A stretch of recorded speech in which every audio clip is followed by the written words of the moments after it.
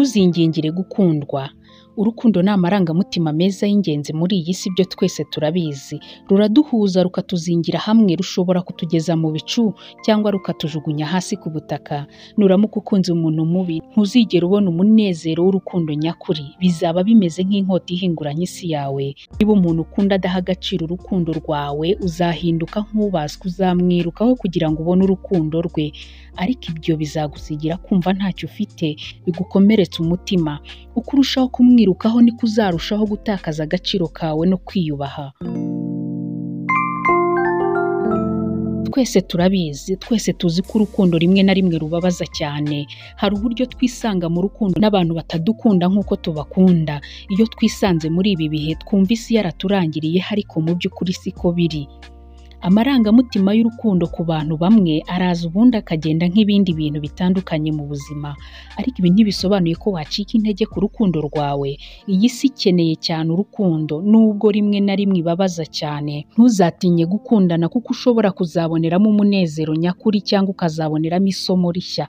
Urukundo rusaba kwigomwa no kwiyemeza. Ni ukuvuga ko hari ibyo ugomba kureka kugira ngo ugire ibyo ubona. Birashoboka ko mwareka umubano utagenda neza kugira ngo buri wese agira ibyishimo bye. Nutekereza ko hari umuntu uzagukunda ari uko uhinduye uwo uri we, ukagengwa n'amategeko y'uzaba wibeshye cyane. Uzaba ubaye nyirabijya iyo bigiye. Ntuzabikore, kuko ibi bizarangira ubayeho utanezerewe kandi wigunze.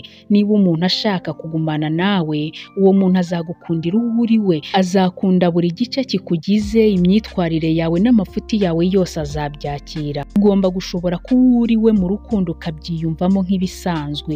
Niba umukunzi wawe atuma utishima cyangwa ashaka ko uhindura uburyo uteye, uyu muntu ntabwo agukwiriye, ntazigera aba uwawe, kuko uwo ashaka si wowe, hari undi ashakira muri wowe.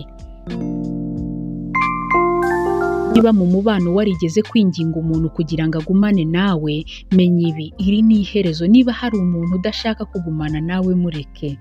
Ikintu nakubwira, abanza wikunde kandi wiyubahe. Nutabikora nta wundi uzabigukorera. Ihesha agaciro. Ntihazagire ikintu wingingira, cyane cyane urukundo. Niba umuntu adashoboye cyangwa se adashaka kugumana nawe, mureka agende. Niba umubano wanyu utaragenewe gukomeza, wureke, nta mpamvu yo kwinginga. Dore impamvu nkubwira ibi. Kwinginga umuntu kugira ngo agukunde bigaragaza kutihesha agaciro no kutiyubaha. Bigushyira mu bihe bigoye byo kwigomwa icyubahiro kugira ngo ubone urukundo rw'umuntu. Urukundo nyarwo rugomba gushingira ku bwubahane n'ubwemerane. Kwinginga byangiza urufatiro rw'umubano mwiza. Ni ngombwa kumenya agaciro ukwiye no kumenya ko ukwiriye ibirenze. Muri iki kiganiro turaza kurebera hamwe ibimenyetso bizakwereka kuri kwingingira urukundo.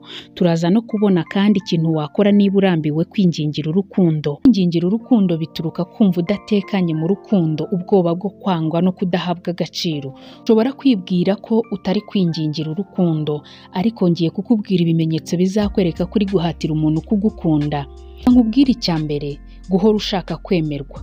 Iyo uhora ushaka kwemerwa n'abandi, ugendera ku bitekerezo byabo by'uburyo wumva ukunzwe cyangwa se ubikwiriye. Ibi bishobora kuganisha ku marangamutima ahindagurika. Rimwe na rimwe ukumva ukunzwe, ubundi ukumva nta gaciro wahawe. Icyubahiro cyawe kigahindagurika gishingiye ku bitekerezo byabo. Icya kabiri nakubwira, kwirengagiza ibitagenda neza. Ikimenyetso cy'uko uri kwingingira urukundo ni uko ushobora kwirengagiza imyitwarire idahwitse, gufatwa nabi n'umukunzi wawe n'ibindi. Ibi biterwa ahanini n'ubwoba bwo kumutakaza, kumva ko nta wundi uzabona ugukunda cyangwa se ukunda nkawe. Ni iby'ingenzi kubizirikana, ukabigaragaza hakiri kare kugira ngo hubake umubano utekanye kandi wiyubashye. Ikindi nakubwira cya gatatu ni uko ushyira imbere abandi ukiyibagirwa. Mu gihe ari ingenzi kwerekana urukundo no kwita ku bandi, guhora ushyira imbere ibyo bakeneye imbere y'ibyawe, bituma wirengagiza kubaho neza kwawe, wirengagiza kwiyitaho, bikagutera kubaho utishimye. Icya kane nakubwira ni uko wihindura kugira ngo ube uwo bashaka. Kwingingira gukundwa bituma uhindura ibyo ukunda, imyizerere n'uburyo ugaragara kugira ngo ushimishe umukunzi wawe. Nyamara kwitangaho igitambo kugira ngo ukundwe ntabwo bizakuza umubano wanyu. Icya gatanu nakubwira ni ukwakira gufatwa nabi.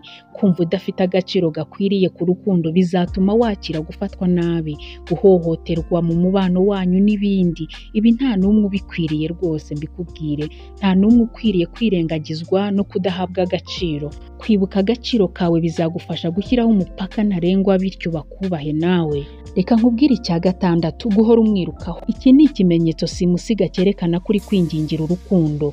Ni ukwiruka ku muntu umwirukaho umwihomaho. Ibi biterwa n'ubwoba bwo gutinya ko yagusiga.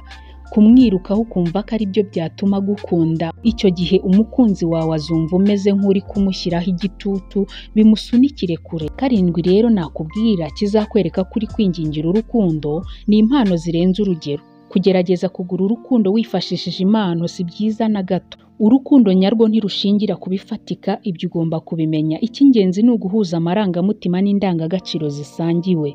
Icya munani nakubwira ni ukwishyiramo ko udakwiriye ibirenze.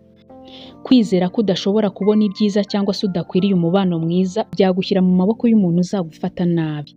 Ibi bishobora kutazaguha umunezero ukwiye, bikagutera no kutazanyurwa mu gihe kirekire. Icya cyenda nakubwira, kugenzura cyane. Kubera kwingingira urukundo bishobora gutuma wumva utitaweho, bikagutera kugenzura no gusesengura cyane umukunzi wawe. Bizagutera guhangayika bitari ngombwa, rwose ibi ntabwo ari byiza. Icya cumi nakubwira ni ugushakisha urukundo ahantu hose hatari ngombwa. Guhinduranya abakunzi, uva hamwe ujya ahandi udafashe umwanya wo kwitekerezaho, utekereze mu by'ukuri icyo ushaka cyangwa se icyo ukeneye, bituma utagera ku munezero w'urukundo ukwiye.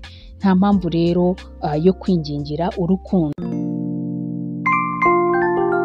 Reka nkubaze ikibazo gitoya, waba urambiwe kwingingira kwitabwaho n'umukunzi wawe? Rimwe na rimwe ukaba wumva utitabwaho bihagije. Kuba muri ibi bihe byagusigira agahinda, urwango, kubura amahoro n'uburakari. Mu mubano ni iby'ingenzi kumva urebwa, ukunzwe kandi witaweho. Ibi byongera kunyurwa, umubano ukagenda neza. Dore icyo wakoraho kwingingira kwitabwaho. Dr. Romanoff Sabrina ni umukliniko psychologist, akaba n'umuprofesa kuri Yeshiva University. Yagaragaje intambwe zitandukanye zatuma umubano utera imbere ugakomera. Icya mbere yagaragaje, yagize ati, hagarika guhatira umukunzi wawe kukwitaho. Nusaba kwitabwaho ntubibone, uzumva usuzuguwe. Nubwo umukunzi wawe rwose yabikora, byaba ari igisubizo cy'akanya gato. Icya kabiri yagaragaje, yagize ati, yiteho bihagije aho kumwirukaho. Kora ibigushimisha, utangire ukore siporo, usome ibitabo cyangwa se n'ibindi bintu bigushimisha mu buzima bwawe bwa buri munsi. Wenda wajya no kwiga cyangwa se ukihugura mu bintu runaka bituma uba busy. Ibi bizatuma uhinduka mushya, ugira ubuzima bunejeje. Ibi kandi ntibivuze guhagarika umubano, ahubwo ni uburyo bwo kugabanya gushyiramo imbaraga nyinshi bituma uba mu mubano utishimye. Icya gatatu yagaragaje, yagize ati, hagarika kugenzura umukunzi wawe. Menya ko utahindura imyitwarire y'umukunzi wawe, bityo hagarika kumugenzura, wite cyane ku byo wagenzura, ndavuga imyitwarire yawe. Ikindi rero nakubwira cya kane wakoraho kugira ngo wingingire urukundo ni ukugenzura imyitwarire yawe. Reba uburyo gucika intege no kutitabwaho bihagije byaguciye intege. Kunegura umukunzi wawe bishobora kuba byarasunikiye umukunzi wawe kujya kure yawe. Icya gatanu, baza umukunzi wawe icyo akeneye. Aho kubaza umukunzi wawe icyo umukeneyeho, mubaze icyo agukeneyeho. Ashobora kuba afite impamvu yo kukujya kure. Icya gatandatu nakubwira, muganirize. Kora uko ushoboye, umubwize ukuri, umwereke amarangamutima yawe. Bizatuma umenya ukuri kwimbitse ku biri gutuma agaragara nk'aho atagukeneye, ahubwo ari wowe uri gushyiramo imbaraga nyinshi. Ndagushimiye wowe wabanye natwe hano kuri Key Message 250. Tubagezaho ibiganiro bitandukanye kandi byubaka. Nimba ari ubwa mbere ugeze hano kuri YouTube channel yacu, wakora subscribe. Wari kumwe nanjye Umulisa, murakoze, naho ubutaha. Bye bye.